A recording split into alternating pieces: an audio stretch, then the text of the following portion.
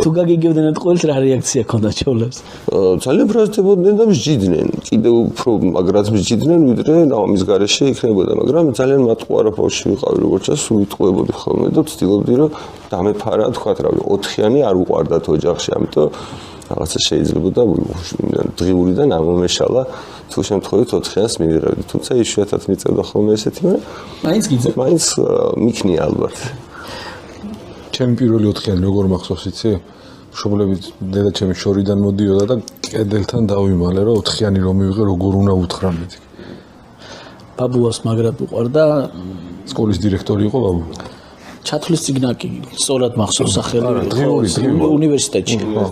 და იქ სკოლაში დღიური, აი მე დღიური უკვე აღარ მომიწია. 92-ში დავიწყე სწავლა და აღარ მომიწია და ჩათვლის ციგნაკი მომიწია და ძალიან უხარო და ხუთიანები რო ეწერდა და უნივერსიტეტში გამოცდაზე არც მიგქონდა, აღარ ითხოვდნენ და ჩემით წერდი და ბაბუა ისე გარდაიცვალა რომ ეგონა ყველაფერში ხვდება. ბედნიერი იყო და ვთვლი რომ ძალიან სწორ ტყუილს ვამბობდი.